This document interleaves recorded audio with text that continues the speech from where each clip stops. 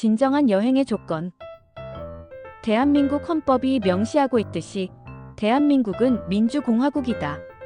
하지만 한편으로는 여행공화국이기도 하다. 통계에 의하면 2024년 한 해에만 해외여행을 떠난 사람의 숫자가 무려 2,800만 명이 넘는다고 한다. 전 국민의 절반쯤은 1년에 해외여행을 한 번씩은 다녀온 셈이다.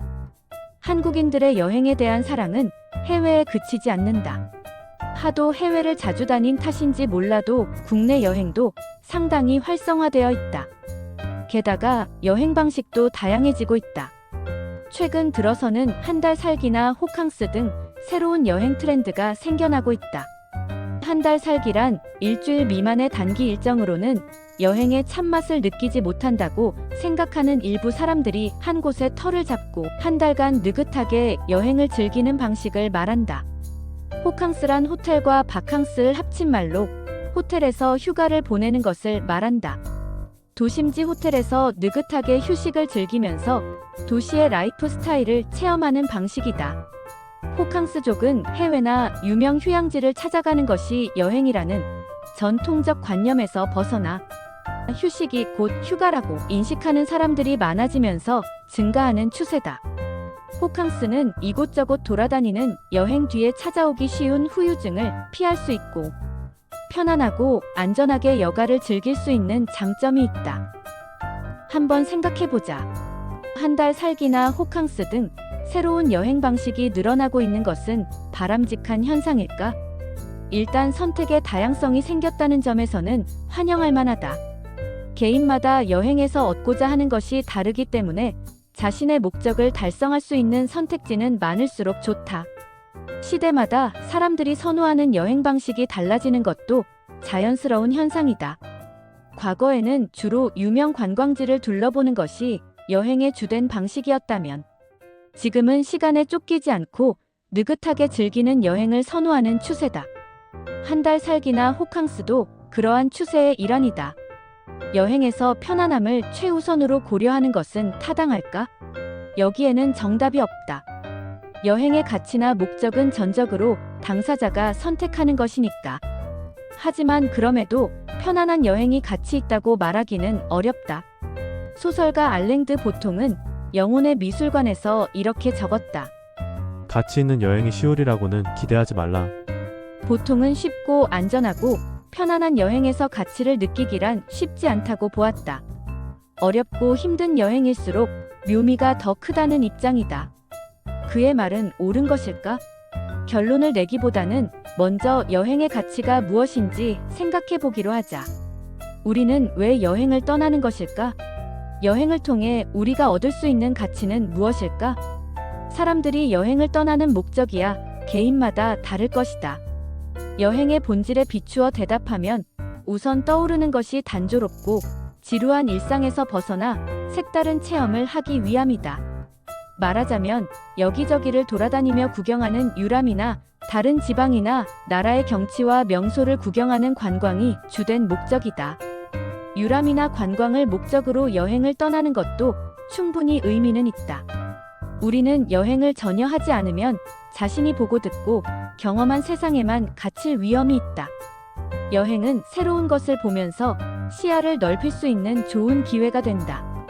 초기 기독교의 대표적인 교부인 아우구스티누스도 여행을 긍정적으로 생각했는데 그는 여행의 가치를 다음과 같이 표현했다. 세계는 한 권의 책이며 여행을 하지 않는 사람에게 이 세상은 단 한 페이지만 읽은 책과 같다.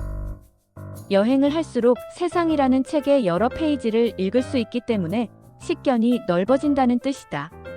아무래도 여행을 떠나면 평소와는 다른 환경과 문명, 그리고 평소에는 만나기 힘든 사람들을 접하면서 새로운 경험을 하게 된다.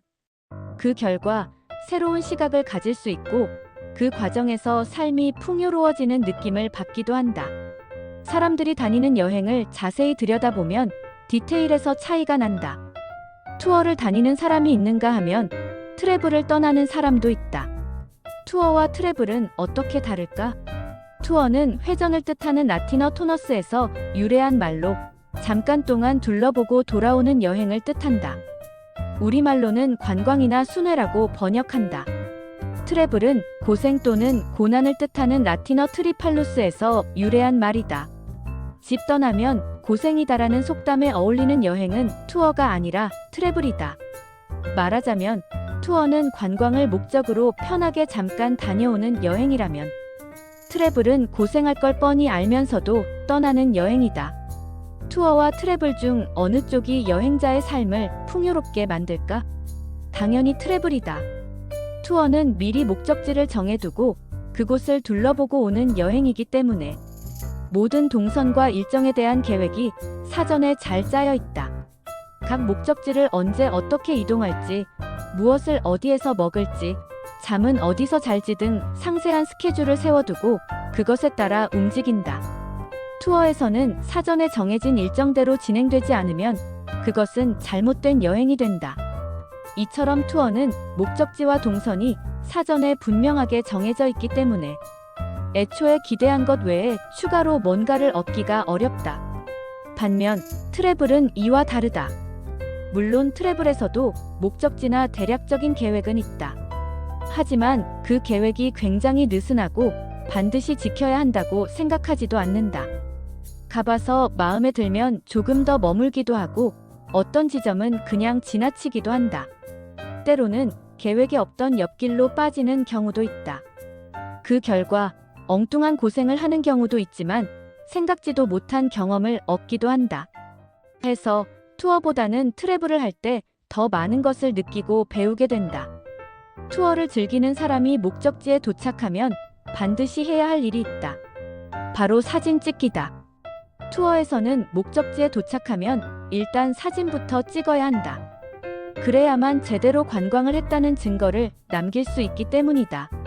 이에 반해 트래블에서는 사진 찍기가 특별히 중요한 활동은 아니다. 예기치 못한 사건과 조우하다 보니 사진 찍을 겨를조차 없는 경우도 많다. 투어에서는 주로 카메라에 인상을 담지만 트래블을 하는 사람은 마음속에 인상을 남긴다. 이런 의미로 보자면 투어는 다분히 수동적인 여행이다. 목적지를 정해두고 편하게 가서 사진 찍고 돌아오는 게 대부분이기 때문이다. 반면 트래블은 굉장히 능동적인 여행에 해당한다.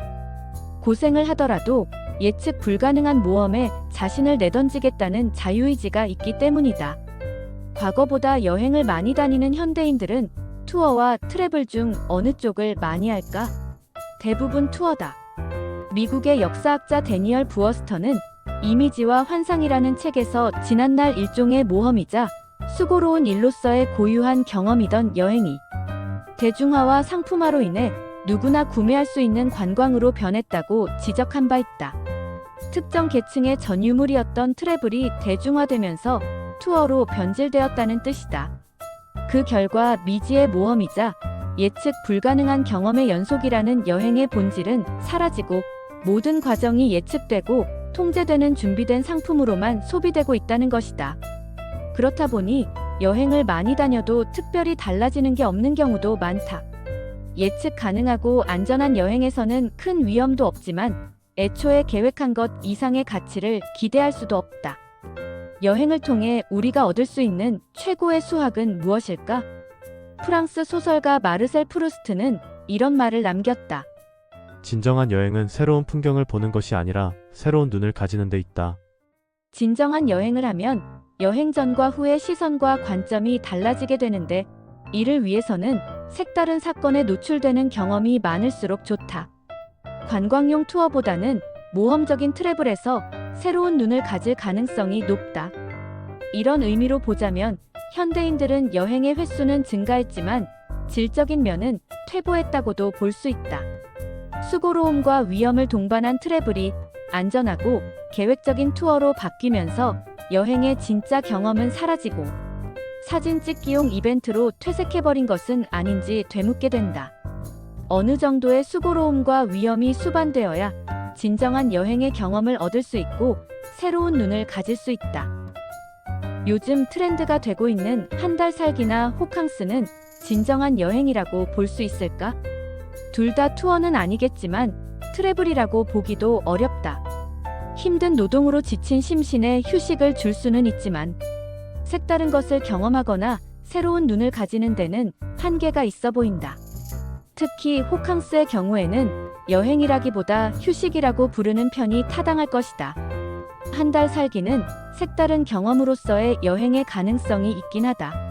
하지만 편안함을 추구한다는 점과 한 곳에 오래 머물면서 생활한다는 측면에서는 미지의 모험과 예측 불가능한 경험의 연속으로서의 트래블과는 거리가 있다. 한 달 살기가 진정한 여행이 되기 위해서는 단지 한 곳에서 한 달 동안 머무는 것만으로는 부족하다. 한 달 동안 자신의 내면과 조우할 수 있는 시간을 가져야 한다. 독일의 문우 괴테는 이탈리아를 22개월 동안 여행하고는 이탈리아 여행기라는 책을 썼다. 그에게 있어 여행이란 한 곳에 오래 머물면서 관찰하고 사색하는 활동이다. 괴테는 자신의 이탈리아 여행을 이렇게 표현했다.